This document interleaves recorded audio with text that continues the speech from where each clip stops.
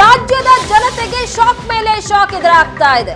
ಹೊಸ ವರ್ಷದ ಆರಂಭದಲ್ಲೇ ದರ ಏರಿಕೆಯ ಬಿಸಿ ರಾಜ್ಯದ ಜನರನ್ನ ತಟ್ತಾ ಇದೆ. ಬಸ್ ಪ್ರಯಾಣ ದರ ಹೆಚ್ಚಳ ಆಗಿದ್ದಾಯ್ತು, ಈಗ ಆಟೋ ದರ ಸಹ ಏರಿಕೆ ಆಗುತ್ತಾ ಅನ್ನುವಂತ ಪ್ರಶ್ನೆ ಮೂಡಿದೆ. ಯಾಕಂದ್ರೆ ದರ ಏರಿಸುವಂತೆ ಆಟೋ ಸಂಘಟನೆಗಳು ಬೇಡಿಕೆ ಇಟ್ಟಿದ್ದಾವೆ. ಕಿಲೋಮೀಟರ್ಗೆ 5 ರೂಪಾಯಿ ಏರಿಸೋದಕ್ಕೆ ಆಟೋ ಚಾಲಕರು ಪಟ್ಟು ಹಿಡಿದಿದ್ದಾರೆ. 2021ರಲ್ಲಿ 2 ರೂಪಾಯಿ ದರ ಏರಿಸಿತ್ತು ರಾಜ್ಯ ಸರ್ಕಾರ. 3 ವರ್ಷಗಳಿಂದ ಆಟೋ ದರ ಏರಿಕೆ ಆಗಿರಲಿಲ್ಲ. ಇಂಧನ ಗ್ಯಾಸ್ ದರ ಏರಿಕೆಯಿಂದ ಚಾಲಕರು ಸಹ ತತ್ತರಿಸೋಗಿದ್ದಾರೆ.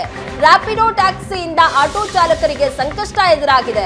ಹಾಗಾಗಿ ದರ ಏರಿಕೆ ಮಾಡಬೇಕು ಅಂತ ಆಟೋ ಸಂಘಟನೆಗಳು ಬೇಡಿಕೆಯನ್ನ ಇಟ್ಟಿದ್ದಾರೆ.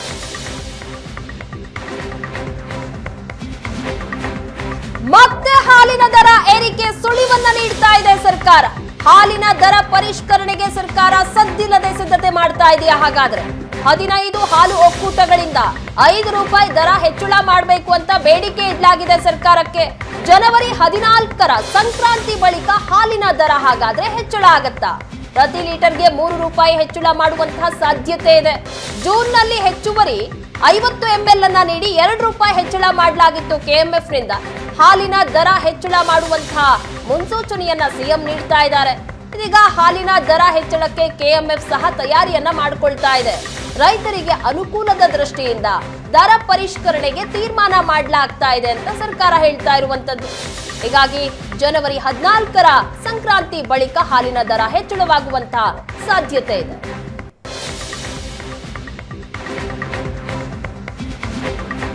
ಇನ್ನು ಬಸ್ ಟಿಕೆಟ್ ದರ ಏರಿಕೆ ಬೆನ್ನಲ್ಲೇ ಮತ್ತೊಂದು ಶಾಕ್ ಎದುರಾಗ್ತಾ ಇದೆ. ಇದೇ ತಿಂಗಳಲ್ಲೇ ಮೆಟ್ರೋ ಟಿಕೆಟ್ ದರ ಏರಿಕೆ ಫಿಕ್ಸ್ ಆಗತ್ತೆ. ಸಿಲಿಕಾನ್ ಸಿಟಿ ಜನರಿಗೆ ಮತ್ತೊಂದು ಬೆಲೆ ಏರಿಕೆಯ ಬರೆ ಇದು. ಶೀಘ್ರದಲ್ಲೇ ಮೆಟ್ರೋ ಟಿಕೆಟ್ ದರ ಏರಿಕೆ ಆಗೋ ಸಾಧ್ಯತೆ ಇದೆ. ದರ ಪರಿಷ್ಕರಣೆ ಸಂಬಂಧ ಮುಂದಿನ ವಾರದಲ್ಲಿ ಸಭೆ ನಡೆಯುತ್ತೆ. ಬೋರ್ಡ್ ಮೀಟಿಂಗ್ ಬಳಿಕ ದರ ಏರಿಕೆ ಸಾಧ್ಯತೆ ಇದೆ. ಟಿಕೆಟ್ ದರ ಏರಿಕೆ ಕುರಿತು 2 ಬಾರಿ ಸಭೆಯನ್ನ ನಡೆಸಲಾಗಿದೆ ಕಮಿಟಿಯಿಂದ. ಇವರಿಗೂ ಸಹ ಒಮ್ಮೆಯೂ ಟಿಕೆಟ್ ದರ ಏರಿಕೆ ಮಾಡಿಲ್ಲ ಮೆಟ್ರೋ. ಕನಿಷ್ಠ ದರ ಉಳಿಸಿಕೊಂಡು ಗರಿಷ್ಠ ದರ ಏರಿಕೆ ಮಾಡೋದಕ್ಕೆ ಚಿಂತನೆ ಆಗ್ತಾ ಇದೆ. ಒಂದು ಕಡೆ ಬಸ್ನ ಪ್ರಯಾಣ ದರ ಹೆಚ್ಚಳ ಆಗಿದೆ. ಆಟೋದವರು ಸಹ ದರ ಹೆಚ್ಚಳ ಮಾಡಬೇಕು ಅಂತ ಸರ್ಕಾರಕ್ಕೆ ಮನವಿ ಮಾಡ್ತಾ ಇದ್ದಾರೆ. ಈಗ ಮೆಟ್ರೋದ ಟಿಕೆಟ್ ದರ ಸಹ ಹೆಚ್ಚಳ ಆಗೋ ಸಾಧ್ಯತೆ ಇದೆ. ಈ ಬಗ್ಗೆ ಹೆಚ್ಚಿನ ಡೀಟೇಲ್ಸ್ ಕೊಡ್ತಾರೆ ನಮ್ಮ ಪ್ರತಿನಿಧಿ ವಿದ್ಯಾ. ನೇರ ಸಂಪರ್ಕದಲ್ಲಿ ಜಾಯಿನ್ ಆಗಿದ್ದಾರೆ. ವಿದ್ಯಾ, ಮೇಲಿಂದ ಮೇಲೆ ರಾಜ್ಯದ ಜನರಿಗೆ ಬೆಲೆ ಏರಿಕೆಯ ಶಾಕ್ ಎದುರಾಗ್ತಾ ಇದೆ. ಮೆಟ್ರೋ ಟಿಕೆಟ್ ದರ ಸಹ ಏರಿಕೆ ಆಗೋ ಸಾಧ್ಯತೆ ಇದೆ ಅಂತ ಹೇಳಲಾಗ್ತಾ ಇದೆ. ಹೆಚ್ಚಿನ ಡೀಟೇಲ್ಸ್ ಸಿಗ್ತಾ ಇದೆ. ಏರಿಕೆ ಆದ್ರೆ ಯಾವಾಗಿಂದ ಆಗಬಹುದು? ಖಂಡಿತವಾಗ್ಲೂ ಪ್ರಗತಿ, ಈಗ ಆಲ್ರೆಡಿ ರಾಜ್ಯದ ಜನರಿಗೆ ಸರ್ಕಾರ ಶಾಕ್ ಅನ್ನು ನೀಡಿರುವಂಥದ್ದು. ಬಸ್ ದರವನ್ನು ಜನವರಿ 5ನೇ ತಾರೀಕಿನಿಂದಲೇ ಇಂಪ್ಲಿಮೆಂಟ್ ಆಗುವಂಥ ರೀತಿಯಲ್ಲಿ ಈಗ ಆಲ್ರೆಡಿ ಬಸ್ ದರವನ್ನು ಏರಿಕೆ ಮಾಡಿದ್ದಾರೆ. ಇದರಿಂದಾಗಿ ಸಾಕಷ್ಟು ಜನ ರಾಜ್ಯಾದ್ಯಂತ ಏನು ಸಾರಿಗೆಗಳಲ್ಲಿ ಓಡಾಟವನ್ನು ನಡೆಸ್ತಾ ಇದ್ರು ಅಂಥವರಿಗೆ ಸಂಕಷ್ಟ ಎದುರಾಗುವಂಥದ್ದು. ಇನ್ನೊಂದು ಕಡೆ ಸಿಲಿಕಾನ್ ಸಿಟಿಯಲ್ಲಿ ಮುಖ್ಯವಾಗಿ ಬೇಗ ತಲುಪಬೇಕು, ಅವ್ರು ಹೋಗಬೇಕಾಗಿರುವಂಥ ಸ್ಥಳ ಅಂದರೆ ಅದರಲ್ಲೂ ಬಸ್ಗಳಿಗಿಂತ ಹೆಚ್ಚಾಗಿ ಜನ ಅವಲಂಬಿತರಾಗಿರುವಂಥದ್ದು ಅಂತ ಹೇಳಿದರೆ ಅದು ಮೆಟ್ರೋದಲ್ಲಿ, ಬೆಂಗಳೂರಿನಲ್ಲಿ.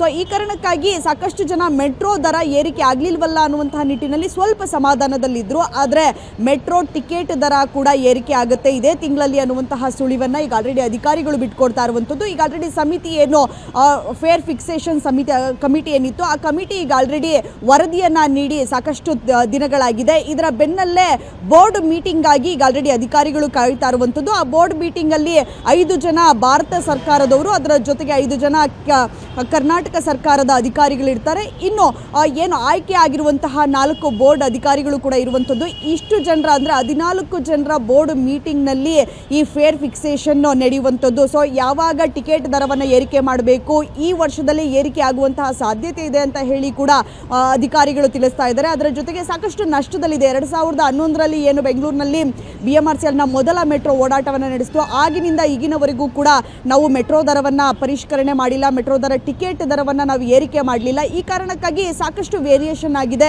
ನಾವು ತೆಗೆದುಕೊಳ್ಳುವಂತಹ ಬಿಡಿ ಭಾಗಗಳಿರಬಹುದು, ಅದರ ಜೊತೆಗೆ ಟ್ರಾನ್ಸ್ಪೋರ್ಟ್ ಇರಬಹುದು, ಈ ರೀತಿಯಾದಂತಹ ಬೇರೆಯಾದಂತಹ ನಮಗೆ ಬರ್ಡನ್ ಆಗ್ತಾ ಇದೆ. ಈ ಕಾರಣಕ್ಕಾಗಿ ನಾವು ಮೆಟ್ರೋದ ಸಂಪರ್ಕವನ್ನು ಕೂಡ, ಕಿಲೋಮೀಟರ್ಗಳನ್ನು ಕೂಡ ನಾವು ಹೆಚ್ಚಳ ಮಾಡ್ತಾನೆ ಹೋಗ್ತಾ ಇದ್ದೀವಿ. ಮೆಟ್ರೋವನ್ನು ಇಡೀ ಬೆಂಗಳೂರಿನಾದ್ಯಂತ ನಾವು ಸಂಪರ್ಕವನ್ನು ಕಲ್ಪಿಸ್ತಾ ಇದ್ದೀವಿ. ಈ ಕಾರಣಕ್ಕಾಗಿ ನಾವು ಟಿಕೆಟ್ ದರವನ್ನು ಏರಿಕೆ ಮಾಡಲೇಬೇಕಾಗುತ್ತೆ. ಅದರಲ್ಲೂ ಏನು ಮಿನಿಮಮ್ ಚಾರ್ಜ್ ಇದೆ, ಮಿನಿಮಮ್ ಚಾರ್ಜ್ ಮತ್ತು ಮ್ಯಾಕ್ಸಿಮಮ್ ಚಾರ್ಜ್ಗಳಲ್ಲಿ ಯಾವ ರೀತಿಯಾಗಿ ನಾವು ಹೆಚ್ಚಳವನ್ನು ಮಾಡಬೇಕು, ಮಿನಿಮಮ್ ಚಾರ್ಜ್ ಕೂಡ ಕೆಲವೊಂದು ಭಾಗಗಳಲ್ಲಿ ಅದೇ ರೀತಿಯಾಗಿರುವಂತಹ ಸಾಧ್ಯತೆ ಇರುತ್ತೆ. ಮ್ಯಾಕ್ಸಿಮಮ್ ಚಾರ್ಜ್ ಏನೀಗ ನಾವು ದೂರಕ್ಕೆ ಏನು 60 ರೂಪಾಯಿಯನ್ನು ಫಿಕ್ಸ್ ಮಾಡಿದ್ದೀವಿ ಅದನ್ನು ಹೆಚ್ಚಳ ಮಾಡುವಂತಹ ಸಾಧ್ಯತೆ ಇರುತ್ತೆ. ನಾವು ಕೂಡ ಮೆಟ್ರೋದಲ್ಲೂ ಕೂಡ ಸ್ಟೇಜ್ಗಳನ್ನು ಹಾಕ್ಕೊಂಡಿದ್ದೀವಿ. ಸೊ ಆ ಸ್ಟೇಜ್ಗಳಲ್ಲೂ ಕೂಡ ನಾವೀಗ ಒಂದು ಸ್ಟೇಜ್ಗೆ ಎಷ್ಟು ಹೆಚ್ಚಳ ಮಾಡಬೇಕು, ಎಷ್ಟು ಪರ್ಸೆಂಟೇಜನ್ನು ಕಮಿಟಿ ನಮಗೆ ಆಲ್ರೆಡಿ ಕೊಟ್ಟಿದೆ, ಇಷ್ಟು ಪರ್ಸೆಂಟೇಜನ್ನು ಮಾಡಿ ಅಂತ ಏನು ಈಗ ಆಲ್ರೆಡಿ ಕಮಿಟಿ ನಮಗೆ ಸಲಹೆಯನ್ನು ನೀಡಿದೆ. ಅದರ ಪ್ರಕಾರ ನಾವು ಈಗ ಆಲ್ರೆಡಿ ಹೆಚ್ಚಳ ಮಾಡೋದಕ್ಕೆ ತೀರ್ಮಾನವನ್ನು ಬೋರ್ಡ್ನಲ್ಲಿ ತೆಗೆದುಕೊಳ್ತಾರೆ. ನಾವು ಕಮಿಟಿ ಕೊಟ್ಟಿರುವಂತಹ ವರದಿಯನ್ನು ಸಂಪೂರ್ಣವಾಗಿ ಬೋರ್ಡ್ ಮುಂದೆ ಇಡ್ತೀವಿ. ಸೊ ಬೋರ್ಡ್ ಯಾವ ರೀತಿಯಾಗಿ ಕ್ರಮವನ್ನು ತೆಗೆದುಕೊಳ್ಳುತ್ತೆ ಅನ್ನೋದರ ಮೇಲೆ ಜನವರಿಯಲ್ಲಿ ನಾವೀಗ ಆಲ್ರೆಡಿ ಫೇರನ್ನು ಹೆಚ್ಚಳ ಮಾಡೋದಕ್ಕೆ, ದರ ಹೆಚ್ಚಳ ಮಾಡೋದಕ್ಕೆ ಈಗ ಆಲ್ರೆಡಿ ನಾವು ಫಿಕ್ಸ್ ಮಾಡ್ಕೊಂಡಿದ್ದೀವಿ. ಸೊ ಬೋರ್ಡ್ ಏನು ಹೇಳುತ್ತೆ ಅನ್ನುವಂಥದ್ದನ್ನು ಕಾಯ್ತಾ ಇದ್ದೀವಿ. ಆದರೆ ಬಹುತೇಕ ಜನವರಿಯ ಕೊನೆಯಲ್ಲೇ ದರ ಹೆಚ್ಚಳ ಆಗುವಂತಹ ಸಾಧ್ಯತೆ ಇರುತ್ತೆ. ಪ್ರಗತಿ. ಇನ್ನು ವಿದ್ಯಾ, ಬೆಂಗಳೂರಲ್ಲಿ ಹೆಚ್ಚು ಜನ ಯೂಸ್ ಮಾಡೋದೇ ಮೆಟ್ರೋವನ್ನ. ಈಗ ಮೆಟ್ರೋ ದರ ಸಹ ಹೆಚ್ಚಳ ಮಾಡಲಾಗತ್ತೆ ಅನ್ನುವಂತಹ ಮಾತು ನಿಜಕ್ಕೂ ಸಹ ದೊಡ್ಡ ಶಾಕಿಂಗ್ ನ್ಯೂಸ್ ಆಗಿರುತ್ತೆ. ಜನಕ್ಕೆ ಪ್ರತಿನಿತ್ಯ ಓಡಾಡ್ತಾರೆ. ಹಾಗಾಗಿ ಎಷ್ಟು ಪರ್ಸೆಂಟ್ ಹೆಚ್ಚಳ ಆಗ್ಬೋದು ಅಂತ ಅನ್ಸುತ್ತೆ ವಿದ್ಯಾ? ಈ ಬಗ್ಗೆ ಏನ್ ತೀರ್ಮಾನ ತಗೊಳ್ತಾರೆ? ಸೊ ಈಗ ಆಲ್ರೆಡಿ ಕಮಿಟಿ ಏನು ಸಾರ್ವಜನಿಕರ ಸಲಹೆಯನ್ನು ಸಾಕಷ್ಟು ಬಾರಿ ಪಡೆದಿತ್ತು. ಸೊ 2 ಬಾರಿ ಸಾರ್ವಜನಿಕರ ಸಲಹೆಯನ್ನು ಕಮಿಟಿ, ಫೇರ್ ಫಿಕ್ಸೇಷನ್ ಕಮಿಟಿ ಏನಿತ್ತು ಆ ಕಮಿಟಿ ಪಡ್ಕೊಂಡಿತ್ತು. ಸೊ ಅದೆಲ್ಲದರ ಮೇಲೆ ಅದರ ಜೊತೆಗೆ ಅಧಿಕಾರಿಗಳಿಂದಲೂ ಕೂಡ BMRCLಗೆ ಎಷ್ಟು ಆದಾಯ ಬರ್ತಾ ಇದೆ, ಅದರ ಜೊತೆಗೆ ಎಷ್ಟು ಖರ್ಚಾಗ್ತಾ ಇದೆ, ಅವರಿಗೆ ಬೇರೆ ಬೇರೆ ಬಿಡಿ ಭಾಗಗಳನ್ನಿರಬಹುದು, ಅದರ ಜೊತೆಗೆ ಕರೆಂಟ್ ಚಾರ್ಜ್ ಇರಬಹುದು, ಈ ರೀತಿಯಾದಂತಹ ಕೆಲವೊಂದು ವಿಚಾರಗಳಿಗೆ ಅವ್ರಿಗೆ ಎಷ್ಟು ಖರ್ಚಾಗ್ತಾ ಇದೆ ಅನ್ನುವಂತಹ ಎಲ್ಲ ಮಾಹಿತಿಯನ್ನು ಕೂಡ ಈಗ ಆಲ್ರೆಡಿ ತೆಗೆದುಕೊಂಡಿದೆ. ಅದರ ಜೊತೆಗೆ BMRCL ಕೂಡ ನಮಗೆ ಲಾಭ ಆಗಬೇಕು, ಅದರ ಜೊತೆಗೆ ನಮಗೆ BMRCLನಲ್ಲಿ ಮೆಟ್ರೋವನ್ನು ಓಡಾಟ ನಡೆಸೋದಕ್ಕೆ ನಮಗೆ ಈಗ ಎಷ್ಟು ನೀವು ಹೈಕ್ ಮಾಡಬೇಕಾಗುತ್ತೆ ಟಿಕೆಟ್ ದರವನ್ನು ಅನ್ನುವಂತಹ ಮನವಿಯನ್ನು ಕೂಡ BMRCL ಸಲ್ಲಿಸಿರುವಂಥದ್ದು. ಅದರ ಮೇಲೆ ಈಗ ಆಲ್ರೆಡಿ ಕಮಿಟಿ ಒಂದು ವರದಿಯನ್ನು ನೀಡಿದೆ. ಸೊ ಆ ವರದಿಯಲ್ಲಿ 10ರಿಂದ 12% ಹೆಚ್ಚಳ ಆಗಬಹುದು ಅನ್ನುವಂತಹ ಮಾಹಿತಿ ದೊರೀತಾ ಇರುವಂಥದ್ದು. ಆದರೆ ಬೋರ್ಡ್ ಮೀಟಿಂಗ್ನಲ್ಲಿ ಕೇಂದ್ರ ಸರ್ಕಾರ ಮತ್ತು ರಾಜ್ಯ ಸರ್ಕಾರದ ಎರಡೂ ಅಧಿಕಾರಿಗಳು ಕೂಡ, 2 ಇಲಾಖೆಯ ಅಧಿಕಾರಿಗಳು ಕೂಡ ಇದ್ದಾರೆ. ಬೇರೆ ಬೇರೆ ಇಲಾಖೆಯ ಅಧಿಕಾರಿಗಳು, ಈಗ ಹಣಕಾಸಿನ ಇಲಾಖೆ ಅಧಿಕಾರಿಗಳಿರಬಹುದು, ಅದರ ಜೊತೆಗೆ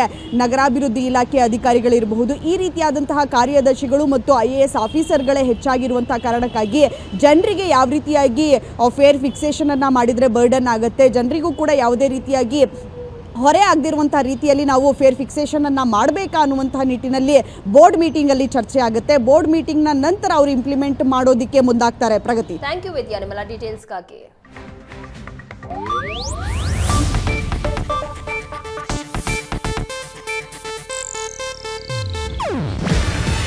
ಇದು ಏಷ್ಯಾನೆಟ್ ನ್ಯೂಸ್ ನೆಟ್ವರ್ಕ್ ಪ್ರಸ್ತುತಿ. ನೀವು ನೋಡ್ತಿದ್ದೀರಾ ಏಷ್ಯಾನೆಟ್ ಸುವರ್ಣ ನ್ಯೂಸ್.